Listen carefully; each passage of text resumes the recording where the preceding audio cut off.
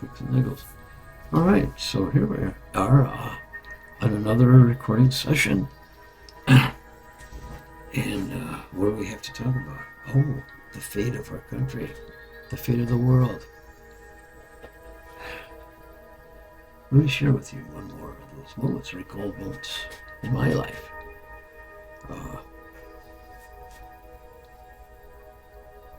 Just reflecting back and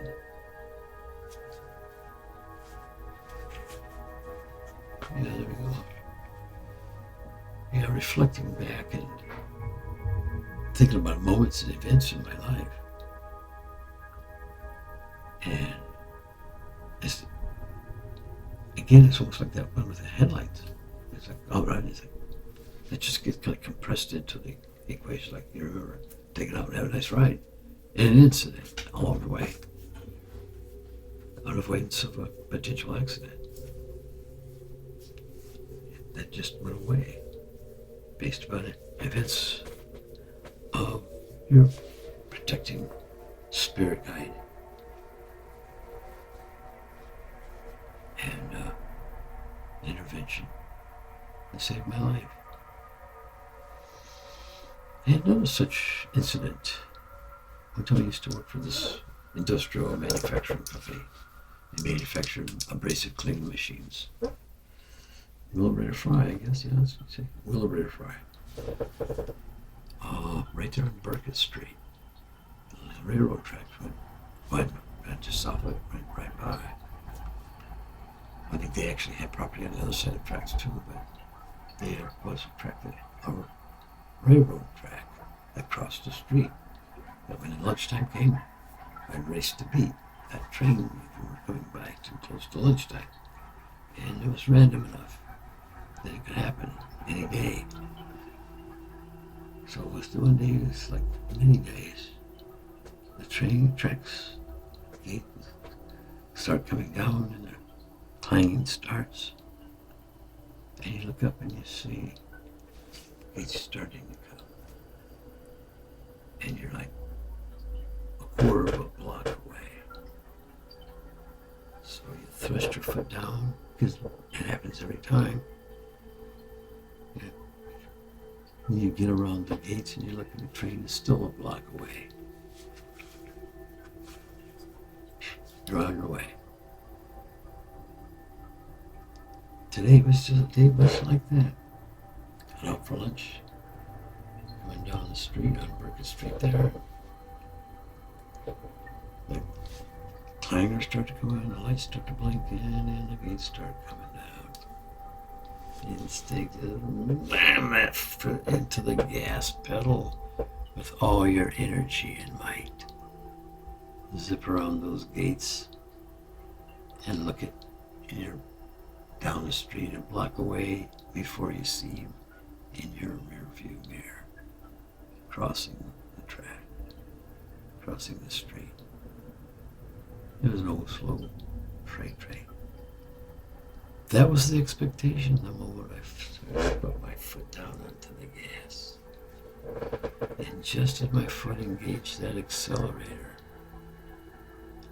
the cabin of the car filled a huge volume of roaring noise. I mean, this is the weirdest thing. It was so loud. It was like right here, the train next to my door. It's so startling, I took my foot off the gas and put my foot on the gas brake. And right then, just seconds later, a single locomotive was barreling down the track. I know it's in excess of 100 miles an hour. Yeah, I mean, if I'd have just kept on, I don't know, might have just ended up just smack right with it. Right? Because if he just was going through there, it was going that fast. That really did happen. Mm-hmm. It really did happen. And then, let's see.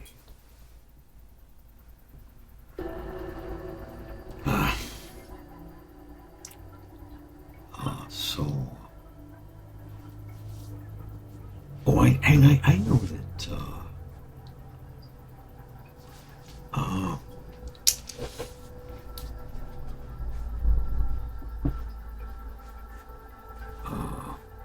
there have been other times too that just it's almost not as, maybe sometimes not as dramatic, but just as effective and important. Things like timing, things like certain ways, certain roads you take. I did this trucking thing for a year, and depended on a primitive form of through my computer, a map, Google Maps. This was back in 2006. And luckily, I had a phone that gave me internet. Not too bad. It was a Sprint phone. So really, that thing only lasted. I know it's only certain phones. I was lucky enough to get one of those phones. It was just like a receiver right there. Yeah. And you plug it into your computer and have the particular cord, and you just bring up the internet. I used that for direction. I didn't have GPS. I may have had GPS by then, probably did, but I didn't have it. I know I didn't have it. It may have been available, but it's the very early stages of it. GPS. And 2006, yeah. So, they're delivering them. Well, first I had to get there. This place has remanufactured these vans for handicap use, Braun or something like that. And I was going to pick up, I think a couple of them. Or was it just one? Maybe it was just one. I think it was just one. I can't remember. One or two. I think it was two. Yeah, so anyway, I was like up in Massachusetts, the Boston area. And I'm not familiar with the roads up there. It's like how I made these. It's like it gave a location, and I didn't have GPS. It was just like I just kind of tried to follow this map, on the was projected on the like a Google map, on the street. It wasn't a GPS image. It was just like a digital projected map and showing how to go. You just followed it and make sure you made all the returns and stuff like that. And it's like, how did I just make a real precarious exit off? Those real ones, it's crazy. One's will go like this, one will go like this, one will go like that. And you're presented with three options. The instructions say turn right or something like that. And how quickly you respond. You've got this trailer behind you. The traffic's moving at a rapid pace, and it's like 9 o'clock at night. It's dark. You're just driving by your lights, and you make the turn on the you just let go, and you end up on the right road. You make the right, correct left, and side street, and you get to this little business. There it is. And then you, I think the winch didn't work. I had to drive these on. And they had a way of a placement for the key or something, or key fob or whatever you needed. I'm trying to remember what it was, maybe like in a mailbox or something. Can't remember the name of it. It was, or somewhere on the foot location on the van, or a vehicle. These were vans. Could have maybe like been in the tailpipe or something, I don't know. Or under the right front tire, or some specific location that they were given directions to look for. Yeah, so it might be different every time because they didn't want to be like, So we would pull off the ramps and start the vehicle up and drive it up on. And I think I remember it again too. Yeah. I think I was right. I'd pull one up, tie it down, tie it things that tie down the tires to the brackets on, clamp it down real secure, pull them up next behind it up as far as the appropriate location. I probably was a little bit further back than need to be just for balance because I could take up to 3 vehicles. This thing was only 2 at this time. And then so you get all tied down again. You start up and you head out. Oh. So let me tell you about. Oh, and this is kind of interesting because I saw.